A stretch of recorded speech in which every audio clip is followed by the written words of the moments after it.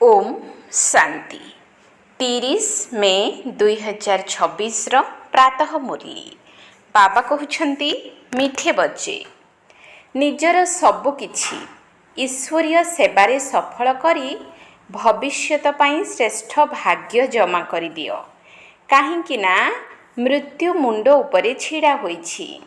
निजर सबुकिछि ईश्वरीय सेवारे सफल करी भविष्यत पाई श्रेष्ठ भाग्य जमा कर दियो काहींकि ना मृत्यु मुंड उपरे छिड़ा होइछि।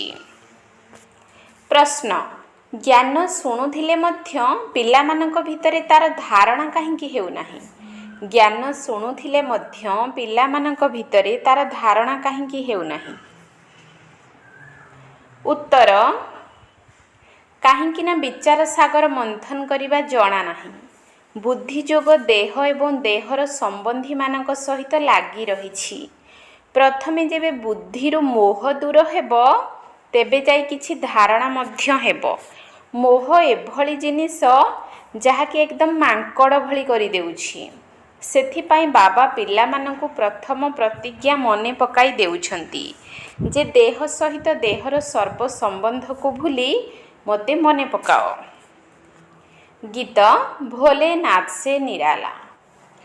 ओम शांति बाबा बसी बुझाउछंती पिलामानंकु मध्य भल भाबरे एहा जणा अछि जे बेहद्र पितांकु ही बिगिड़ी जाइथिबा संसार को सजाड़िला वाला कुहा जाए। श्रीकृष्ण बिगिड़ी जाइथिबा सृष्टि को सजाड़ी पारिबे नाही। गीतार भगवान श्रीकृष्ण नुहंती, शिव अटंती। शिव बाबा हेउछंती रचयिता एवं श्रीकृष्ण रचना अटंती। स्वर्गर संपत्ति दाता स्वर्गर रचयिता ही होई परिबे। एहा ही हेउछि भारतर मुख्य एवं सबुठारु बड़ भूल। श्रीकृष्ण को केही पिता कहि परिबे नाही। संपत्ति तो पितांक ठारु ही मिली थाए एवं भारत को ही मिलिथिला। भारत रे ही श्रीकृष्ण को राजकुमार एवं राधा को राजकुमारी रूप में गायन करा जाउछि। सबु महिमा सर्वोच्च एकमात्र शिव बाबांकर ही अटे। श्रीकृष्ण हेउछंती सर्वश्रेष्ठ रचना विश्वर मालिक। सेमानंकु कुहा जाए सूर्यवंशी दैवी राजवंश। गीता हेउछि आदि सनातन देवी देवता धर्मर शास्त्र। सत्य जुगरे तो काहाकु ज्ञान सुनाई नाहंती। संगम जुगरे ही बाबा ज्ञान सुनाइछंती। चित्र द्वारा ही प्रथमे एही कथा को प्रमाणित करिबाकु हेबो। दुहिंकर चित्र दिया जाइछि। गीतार भगवान शिव बाबा रचयिता जे कि पुनर्जन्म रहित अटंती। गीता ज्ञानदाता श्रीकृष्ण नुहंती जे कि तांकर रचना अटंती। तुमे जानिछ शिव बाबा ही आमको हीरा तुल्य करुछंती। गायन मध्य हेउछि हीरा तुल्य कौड़ी तुल्य। पिला मानकर बुद्धि रे ही कथा रहिबा उचित जे बाबांकर निर्देश हैला तुमे मते एवं मोर संपत्ति को मने पकाओ। सी हेले बेहद्र पिता। श्रीकृष्ण तो हेले हद्र मालिक। जदिও से विश्वर राजा हेउछंती किंतु शिव बाबा तो राजा नुहंती ना। वास्तव रे गीतार बहुत महिमा रहिछि। ता सहित भारतर मध्य बहुत महिमा रहिछि। भारत सबु धर्मावलंबी मानकर बड़ बड़ तीर्थस्थली अटे। केवल श्रीकृष्णकर नाम लिखि देथिबा कारणरु सब महत्व सरी जाइछि। एही कारणरु भारत कौड़ी तुल्य होई जाइछि। जदिও सब किछि ड्रामा अनुसार हेउछि किंतु सावधान मध्य करिबाकु पडुछि। बाबा बहुत भल भाबरे बुझाउछंती। दिन को दिन गहनरु गहन कथा सुनाई चलीछंती। तेणु पुराणा चित्र गुड़ी को परिवर्तन करी नुआ तैयारी करिबाकु पडुछि। एही भली तो शेष पर्यंत हेउथिबो। पिला माननकु एहा भल भाबरे बुद्धि रे रखिबा उचित जे शिव बाबा हमकु संपत्ति देउछंती। कहउछंती केवल मते मने पकाओ तेबे विकर्म विनाश हेबो। श्रीकृष्ण को मने पकाइले विकर्म विनाश हेब नाही। से तो सर्वशक्तिमान नुहंती। सर्वशक्तिमान बाबा अटंती। संपत्ति मध्य बाबा देउछंती। ମନୁଷ୍ୟ କୃଷ୍ଣକୁ ହିଁ ସ୍ମରଣ କରି ଚାଲିଛନ୍ତି। ଆଚ୍ଛା, ଧରିନିଅ କୃଷ୍ଣ କହିଛନ୍ତି, ତେବେ ସିଏ ବି କହୁଛନ୍ତି ଦେହର ସମ୍ବନ୍ଧକୁ ଛାଡ଼ି କେବଳ ମୋତେ ମନେ ପକାଅ।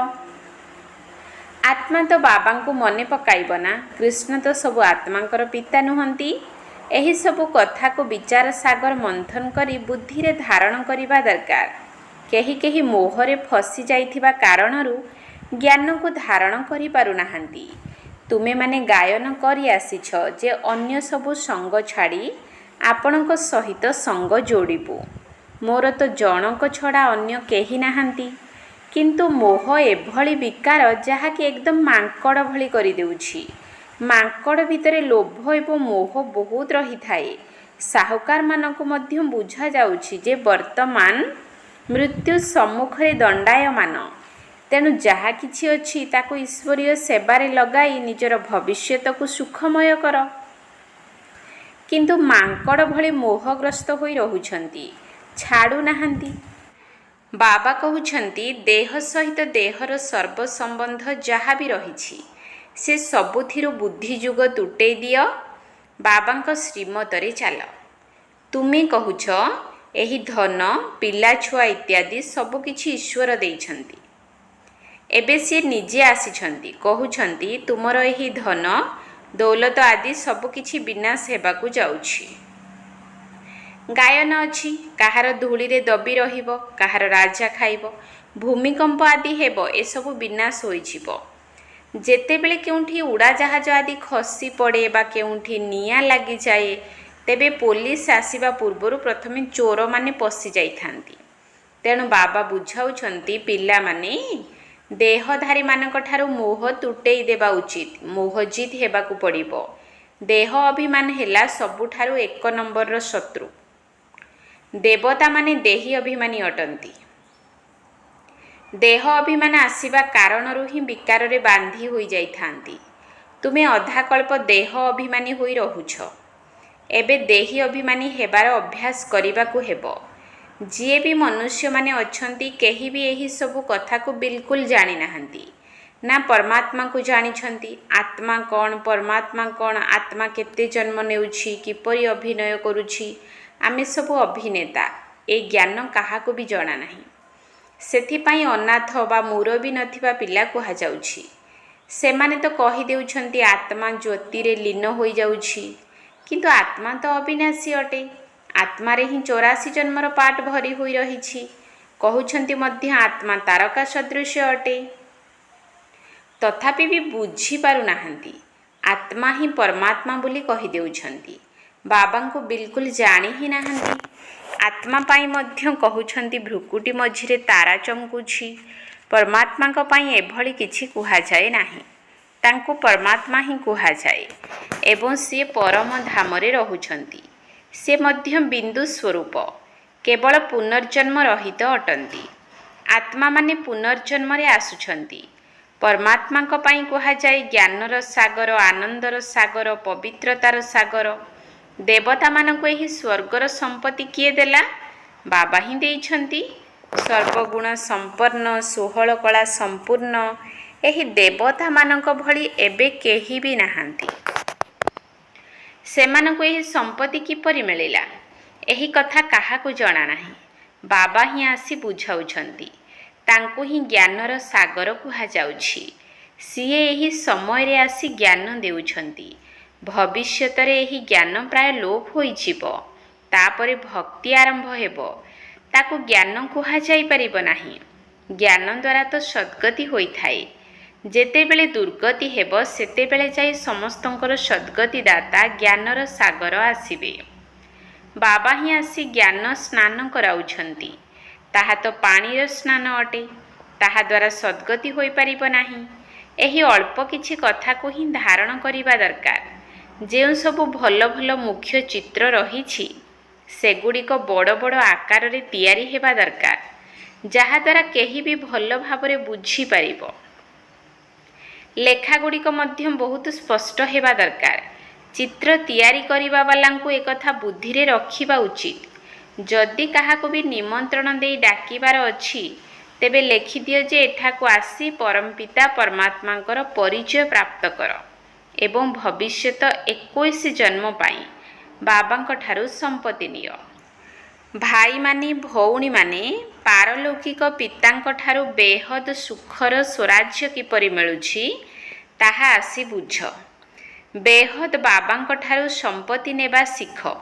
ଏଥିରେ ଡରିବାର ତ କିଛି କଥା ହିଁ ନାହିଁ। ସମସ୍ତେ ଡାକି ଚାଲିଛନ୍ତି, ହେ ପତିତ ପାବନ ଆସ।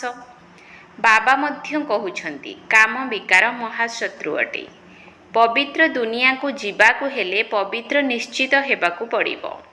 ପତିତ ସେମାନଙ୍କୁ କୁହାଯାଏ ଯେଉଁମାନେ ବିକାରରୁ ଜନ୍ମ ନେଇଥାନ୍ତି।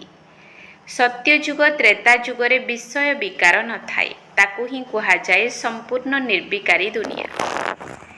କୌଣସି ବିକାର ହିଁ ନଥାଏ। ତେବେ ଏସବୁ ତୁମେ କାହିଁକି ପଚାରୁଛ? ସେଠାରେ ସନ୍ତାନ କିପରି ଜନ୍ମ ହେବେ? ତୁମେ ପ୍ରଥମେ ନିର୍ବିକାରିତ ହୁଅ। ସନ୍ତାନ ଯେପରି ହେବାର ଥିବ ସେହିପରି ହେବ। ତୁମେ ଏସବୁ କଥା କାହିଁକି ପଚାରୁଛ? ତୁମେ ବାବାଙ୍କୁ ମନେ ପକାଅ। ତେବେ ତୁମର ଜନ୍ମ ଜନ୍ମାନ୍ତରର ବିକର୍ମ ବିନାଶ ହୋଇଯିବ। ଏହା ହେଉଛି ହିଁ ପାପାତ୍ମାମାନଙ୍କର ଦୁନିଆ। ତାହା ହେଲା ପୁଣ୍ୟ ଆତ୍ମାମାନଙ୍କର ଦୁନିଆ। ଏହି କଥା ଭଲ ଭାବରେ ବୁଦ୍ଧିରେ ଧାରଣ କରିବାକୁ ହେବ। ଭକ୍ତିର ଫଳ ଭଗବାନ ଆସି ଦେଉଛନ୍ତି। ବାବା ହିଁ ସମସ୍ତଙ୍କର ସଦ୍ଗତି କରି ସ୍ୱର୍ଗର ମାଲିକ କରୁଛନ୍ତି। ବାବା କହୁଛନ୍ତି, ଏବେ ପବିତ୍ର ହୁଅ, କେବଳ ମୋତେ ମନେ ପକାଅ। ଏହା ହେଉଛି ମହାମନ୍ତ୍ର। ବାବାଙ୍କ ଠାରୁ ନିଶ୍ଚିତ ସମ୍ପତ୍ତି ମିଳିବ। ବାବା କହୁଛନ୍ତି, ତୁମେ ମୋତେ ମନେ ପକାଅ, ତେବେ ତୁମେ ଶତପ୍ରଧାନ ହୋଇଯିବ। ତୁମକୁ ସିଡ଼ି ଚିତ୍ର ସମ୍ବନ୍ଧରେ ବୁଝାଇବାକୁ ହେବ। ଦିନକୁ ଦିନ ପ୍ରତ୍ୟେକ ଜିନିଷ ସୁଧୁରି ଚାଲିଛି। ଏଥିରେ ସ୍ପଷ୍ଟ ଭାବରେ ଲେଖିବା ଦରକାର। ବ୍ରହ୍ମାଙ୍କ ଦ୍ୱାରା ଆଦି ସନାତନ ଦେବୀ ଦେବତା ଧର୍ମର ସ୍ଥାପନା ହେଉଛି। ଯେତେବେଳେ ଆଦି ସନାତନ ଦେବୀ ଦେବତା ଧର୍ମ ଥିଲା, ସେତେବେଳେ ଅନ୍ୟ କୌଣସି ଧର୍ମ ନଥିଲା। ଯେଉଁମାନେ ପବିତ୍ର ହେଉଛନ୍ତି ସେହିମାନେ ହିଁ ପବିତ୍ର ଦୁନିଆକୁ ଆସିବେ। ଯେତେ ଶକ୍ତି ତୁମ ଭିତରେ ଭରପୁର ହେବ, ତୁମେ ସତ୍ୟଯୁଗରେ ସେତେ ଆରମ୍ଭରୁ ଆସିବ। ସମସ୍ତେ ଏକାବେଳେ ତ ଆସିବେ ନାହିଁ। ଏହି କଥା ତ ଜାଣିଛ ଯେ ସତ୍ୟଯୁଗ ତ୍ରେତା ଯୁଗରେ ଦେବୀ ଦେବତା ବହୁତ ଅଳ୍ପ ଥାନ୍ତି। ପରେ ପୁଣି ବୃଦ୍ଧି ପ୍ରାପ୍ତ ହୁଅନ୍ତି। ପ୍ରଜା ତ ବହୁତ ଥିବେ। ଏହିସବୁ କଥା ବୁଝାଇଲା ବାଲା ମଧ୍ୟ ବହୁତ ବୁଦ୍ଧିମାନ ହେବା ଦରକାର। କୁହ, ବେହଦ ବାବାଙ୍କ ଠାରୁ ଆସି ସମ୍ପତ୍ତି ନିଅ। ଯାହାଙ୍କୁ ଡାକୁଛ ହେ ବାବା, ତାଙ୍କର ବାସ୍ତବିକ ନାମ ହିଁ ଶିବ ଅଟେ। ଈଶ୍ୱର ବା ପ୍ରଭୁ ଭଗବାନ କହିବା ଦ୍ୱାରା ଏକଥା ବୁଝିପାରୁନାହାନ୍ତି ଯେ ସିଏ ଆମର ପିତା ଅଟନ୍ତି। ତାଙ୍କଠାରୁ ସମ୍ପତ୍ତି ମିଳୁଛି। ଶିବ ବାବା କହିବା ଦ୍ୱାରା ତାଙ୍କର ସମ୍ପତ୍ତି ମନେ ପଡ଼ୁଛି। ତାଙ୍କୁ କହୁଛନ୍ତି ଶିବ ପରମାତ୍ମାଏ ନମଃ। ତେବେ ପରମାତ୍ମାଙ୍କର ନାମ ତ କୁହ। ନାମ ରୂପଠାରୁ ଅଲଗା କୌଣସି ବସ୍ତୁ ହିଁ ନାହିଁ। ତାଙ୍କର ନାମ ତ ଶିବ ଅଟେ। କେବଳ ଶିବାୟ ନମଃ ମଧ୍ୟ କହିବାର ନାହିଁ। ଶିବ ପରମାତ୍ମାଏ ନମଃ କହିବା ଉଚିତ। ପ୍ରତ୍ୟେକ ଶବ୍ଦକୁ ବହୁତ ଭଲ ଭାବରେ ସ୍ପଷ୍ଟ କରି ବୁଝାଇବାକୁ ହେବ। ଶିବାୟ ନମଃ କହିବା ଦ୍ୱାରା ମଧ୍ୟ ପିତା ସମ୍ବନ୍ଧର ଖୁସିର ଅନୁଭବ ହୁଏ ନାହିଁ। ମନୁଷ୍ୟମାନେ ନିଜ ପାଇଁ ସବୁ ନାମ ରଖିଦେଇଛନ୍ତି। ତୁମେ ଜାଣିଛ ମନୁଷ୍ୟକୁ କେବେ ଭଗବାନ କୁହାଯିବ ନାହିଁ। ବ୍ରହ୍ମା ବିଷ୍ଣୁ ଶଙ୍କରଙ୍କୁ ମଧ୍ୟ ଦେବତା କୁହାଯାଏ। ରଚୟିତା ପିତା ତ ଜଣେ ମାତ୍ର ନିରାକାର ହିଁ ଅଟନ୍ତି। ଯେପରି ଲୌକିକ ପିତା ସନ୍ତାନମାନଙ୍କୁ ରଚନା କରୁଛନ୍ତି ଓ ସମ୍ପତ୍ତି ଦେଉଛନ୍ତି, ସେହିପରି ବେହଦ୍ର ପିତା ମଧ୍ୟ ସମ୍ପତ୍ତି ଦେଉଛନ୍ତି। ଭାରତକୁ ବିଶ୍ୱର ମାଲିକ କରୁଛନ୍ତି। ସାରା ଦୁନିଆର ପତିତ ପାବନ ଏକମାତ୍ର ବାବା ହିଁ ଅଟନ୍ତି। ଏକଥା କ'ଣ କାହାକୁ କି ଜଣାଅଛି କି ଆମର ଧର୍ମସ୍ଥାପକ ମଧ୍ୟ ଏହି ସମୟରେ ପତିତ ଅଟନ୍ତି? ଦେହରୂପୀ କବରର ଅଧୀନ ହୋଇଯାଇଛନ୍ତି। ଏବେ ସମସ୍ତଙ୍କର ମହାବିନାଶର ସମୟ। ବାବା ହିଁ ଆସି ସମସ୍ତଙ୍କୁ ଉଠାଉଛନ୍ତି। ମହାବିନାଶ ସମୟରେ ହିଁ ଭଗବାନ ଆସିଥାନ୍ତି। ସିଏ ହିଁ ଜ୍ଞାନର ସାଗର ଅଟନ୍ତି। ଲେଖା ହୋଇଛି, ସାଗରଙ୍କର ସନ୍ତାନମାନେ ଭସ୍ମୀଭୂତ ହୋଇଯାଇଥିଲେ, ଅର୍ଥାତ୍ କାମ ଅଗ୍ନିରେ ବସି ପତିତ କଳା ଲୌହଯୁଗୀ ହୋଇଯାଇଥିଲେ। ତେବେ ପୁଣି ସୁନ୍ଦର କିପରି ହେବେ? ବାବା କହୁଛନ୍ତି ଯୋଗର ଯାତ୍ରା ଦ୍ୱାରା। ଯୋଗ ଅକ୍ଷର କହିବା ଦ୍ୱାରା ମନୁଷ୍ୟ ଦ୍ୱନ୍ଦ୍ୱରେ ପଡ଼ିଯାଉଛନ୍ତି। ବାବା କହୁଛନ୍ତି ମୋତେ ମନେ ପକାଅ। ତେବେ ଯାଇ ଅନ୍ତମତି ସ୍ୱଗତି ହେବ। କେତେ ସହଜ ଭାବରେ ବୁଝାଉଛନ୍ତି, ପୁଣି ବି ଏହି କଥା ବୁଦ୍ଧିରେ କାହିଁକି ଧାରଣ ହେଉନାହିଁ? ଦେହ ଅଭିମାନ ବହୁତ ରହିଛି, ସେଥିପାଇଁ ଧାରଣା ହେଉନାହିଁ। ବାବା ବହୁତ ଭଲ ଉପାୟ ଶୁଣାଉଛନ୍ତି। ବେହଦ୍ର ବାବା ଯାହାଙ୍କୁ ସମସ୍ତେ ମନେ ପକାଉଛନ୍ତି, ସିଏ ଆସି କ'ଣ କରିଥିଲେ? ଭାରତକୁ ସ୍ୱର୍ଗ କରିଥିଲେ। ବିନାଶୀ ସମ୍ପତ୍ତି ଲୌକିକ ପିତାଙ୍କ ଠାରୁ ତ ଜନ୍ମ ଜନ୍ମାନ୍ତର ନେଇ ଆସିଛ। ଏବେ ବେହଦ ବାବାଙ୍କ ଠାରୁ 21 ଜନ୍ମ ପାଇଁ ବେହଦ୍ର ସମ୍ପତ୍ତି ନିଅ। ସତ୍ୟଯୁଗ ତ୍ରେତା ଯୁଗରେ ଦେବତାମାନେ ରାଜତ୍ୱ କରୁଥିଲେ।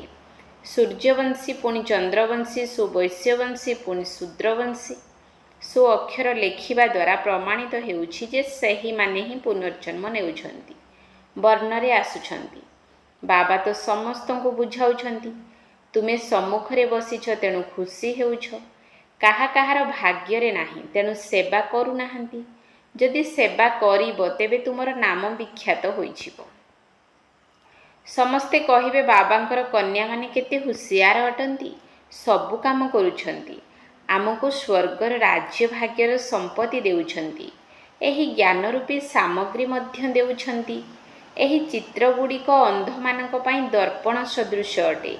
ଏଥିରେ ଯାଦୁ ଆଦିର କିଛି କଥା ହିଁ ନାହିଁ। ପବିତ୍ରତାର କଥା ହିଁ ମୁଖ୍ୟ। ଭାବୁଛନ୍ତି ଏହା ଅନ୍ତିମ ଜନ୍ମ। ସ୍ୱର୍ଗକୁ ଯିବାକୁ ହେଲେ ପବିତ୍ର ନିଶ୍ଚିତ ହେବାକୁ ପଡ଼ିବ। ବିନାଶ ସମ୍ମୁଖରେ ଛିଡ଼ା ହୋଇଛି, ସେଥିପାଇଁ ପବିତ୍ର ନିଶ୍ଚିତ ହେବାକୁ ପଡ଼ିବ। ସନ୍ତାନମାନେ ପବିତ୍ର ହେବା ପାଇଁ ଘରଦ୍ୱାର ଛାଡ଼ି ଦେଇଥାନ୍ତି। ବାବା କହୁଛନ୍ତି, ବିନାଶ ସମ୍ମୁଖରେ ଦଣ୍ଡାୟମାନ। ମୋତେ ମନେ ପକାଅ, ତେବେ ତୁମର ନୌକା ପାର ହୋଇଯିବ। ଆଚ୍ଛା, ମିଠା ମିଠା ଶିକିଲ ଦିଏ ସନ୍ତାନମାନଙ୍କ ପ୍ରତି ମାତା ପିତା ବାପ ଦାଦାଙ୍କର ମଧୁର ସ୍ନେହ ସମ୍ପନ୍ନ ଶୁଭେଚ୍ଛା ଏବଂ ସୁପ୍ରଭାତ। ଆତ୍ମିକ ପିତାଙ୍କର ଆତ୍ମିକ ସନ୍ତାନମାନଙ୍କୁ ନମସ୍ତେ। ଆତ୍ମିକ ସନ୍ତାନମାନଙ୍କର ଆତ୍ମିକ ବାପ ଦାଦାଙ୍କୁ ନମସ୍ତେ ନମସ୍ତେ ନମସ୍ତେ। ସୁପ୍ରଭାତ। ଧାରଣା ପାଇଁ ମୁଖ୍ୟ ସାର। 1 ନମ୍ବର ପଏଣ୍ଟ। ବିନାଶ ପୂର୍ବରୁ ନିଜର ସବୁକିଛି ସଫଳ କରିବାକୁ ହେବ। ଏହା ମହାବିନାଶର ସମୟ, ସେଥିପାଇଁ ପବିତ୍ର ନିଶ୍ଚିତ ହେବାକୁ ପଡ଼ିବ। ବିନାଶ ପୂର୍ବରୁ ନିଜର ସବୁକିଛି ସଫଳ କରିବାକୁ ହେବ। ଏହା ମହାବିନାଶର ସମୟ, ସେଥିପାଇଁ ପବିତ୍ର ନିଶ୍ଚିତ ହେବାକୁ ପଡ଼ିବ। 2 ନମ୍ବର ପଏଣ୍ଟ। ଦେହଧାରୀମାନଙ୍କ ଠାରୁ ମୋହ ତୁଟେଇ ମୋହଜିତ ହେବାକୁ ପଡ଼ିବ। ଦେହ ଅଭିମାନ, ଯାହାକି ପ୍ରଥମ ନମ୍ବରର ଶତ୍ରୁ, ତା ଉପରେ ବିଜୟ ପ୍ରାପ୍ତ କରିବାକୁ ହେବ। ଅନ୍ୟ ସବୁ ସଙ୍ଗକୁ ତୁଟେଇ ଏକମାତ୍ର ବାବାଙ୍କ ସହିତ ବୁଦ୍ଧିଯୋଗ ଯୋଡ଼ିବାକୁ ହେବ। ଦେହଧାରୀମାନଙ୍କ ଠାରୁ ମୋହ ତୁଟେଇ ମୋହଜିତ ହେବାକୁ ପଡ଼ିବ। ଦେହ ଅଭିମାନ, ଯାହାକି ପ୍ରଥମ ନମ୍ବରର ଶତ୍ରୁ, ତା ଉପରେ ବିଜୟ ପ୍ରାପ୍ତ କରିବାକୁ ହେବ। ଅନ୍ୟ ସବୁ ସଙ୍ଗକୁ ତୁଟେଇ ଏକମାତ୍ର ବାବାଙ୍କ ସହିତ ବୁଦ୍ଧିଯୋଗ ଯୋଡ଼ିବାକୁ ହେବ। ବରଦାନ। ଯୋଗ ରୂପକ ମନ୍ତ୍ର ଦ୍ୱାରା ସଂକଳ୍ପ ଏବଂ କର୍ମରେ ଅବିନାଶୀ ସିଦ୍ଧି ପ୍ରାପ୍ତ କରୁଥିବା ସିଦ୍ଧି ସ୍ୱରୂପ ଭବ। ଯୋଗ ରୂପକ ମନ୍ତ୍ର ଦ୍ୱାରା ସଂକଳ୍ପ ଏବଂ କର୍ମରେ ଅବିନାଶୀ ସିଦ୍ଧି ପ୍ରାପ୍ତ କରୁଥିବା ସିଦ୍ଧି ସ୍ୱରୂପ ଭବ। ତୁମେ ପିଲାମାନେ ସର୍ବଶକ୍ତିବାନ ସରକାରଙ୍କର ସନ୍ଦେଶ ବାହକ ଅଟ। ସେଥିପାଇଁ କାହା ସହିତ ତର୍କ ବିତର୍କ କରି ନିଜର ମନକୁ ହଲଚଲ କର ନାହିଁ। ଯୋଗରୂପୀ ମନ୍ତ୍ରକୁ କାମରେ ଲଗାଅ। ଯେପରି କେହି ଯଦି ବାଣୀ ଦ୍ୱାରା ବା ଅନ୍ୟ କୌଣସି ଉପାୟ ଦ୍ୱାରା ଆୟତ୍ତକୁ ଆସନ୍ତି ନାହିଁ, ତେବେ ତାଙ୍କ ପାଇଁ ମନ୍ତ୍ରଯନ୍ତ୍ରର ପ୍ରୟୋଗ କରିଥାନ୍ତି। କିନ୍ତୁ ତୁମ ପାଖରେ ତ ଆତ୍ମିକ ଦୃଷ୍ଟିର ନେତ୍ର ଏବଂ ମନ୍ମନା ଭବର ମନ୍ତ୍ର ଅଛି, ଯାହାଦ୍ୱାରା ତୁମେମାନେ ନିଜର ସଂକଳ୍ପ ଉପରେ ସିଦ୍ଧି ପ୍ରାପ୍ତ କରି ସିଦ୍ଧି ସ୍ୱରୂପ ହୋଇପାରିବ। ସ୍ଲୋଗାନ। ଆକ୍ସନ କନସସ୍ ଅର୍ଥାତ୍ କର୍ମ ଅଭିମାନୀ ହେବା ପରିବର୍ତ୍ତେ ଆତ୍ମ ଅଭିମାନୀ ହୁଅ। ଆକ୍ସନ କନସସ୍ ଅର୍ଥାତ୍ କର୍ମ ଅଭିମାନୀ ହେବା ପରିବର୍ତ୍ତେ ଆତ୍ମ ଅଭିମାନୀ ହୁଅ। ଅବ୍ୟକ୍ତ ଇସାରା। ସର୍ବଦା ଅଚଳ ଅଟଳ ଏବଂ ଏକରସ ସ୍ଥିତିର ଅନୁଭବ କର। ଏକରସ ଶବ୍ଦର ଅର୍ଥ ଏହା ନୁହେଁ ଯେ ପୁରୁଷାର୍ଥର ବେଗ ସର୍ବଦା ଏକାଭଳି ରହିଥିବ। ଏକରସର ଅର୍ଥ ହେଲା ସର୍ବଦା ଉଡ଼ିବା କଳାର ଅନୁଭୂତି ହେଉଥିବ। ସର୍ବ ସମ୍ବନ୍ଧର ଅବିନାଶୀ ତାର ଜଣଙ୍କ ସହିତ ଲାଗି ରହିଥିବ। ଏକମାତ୍ର ବାବା, ଦ୍ୱିତୀୟ କେହି ନୁହେଁ, ଏହି ସଂକଳ୍ପ ଦୃଢ଼ ରହିଥିବ। କୌଣସି ଗୋଟିଏ ସମ୍ବନ୍ଧ ମଧ୍ୟ କମ୍ ନଥିବ। ସର୍ବ ସମ୍ବନ୍ଧର ଡୋର ଯଦି ଜଣଙ୍କ ସହିତ ବାନ୍ଧି ହୋଇ ରହିଥିବ, ତେବେ ଏକରସ ସ୍ଥିତି ଆପେ ଆପେ ରହିବ। ଓମ୍ ଶାନ୍ତି।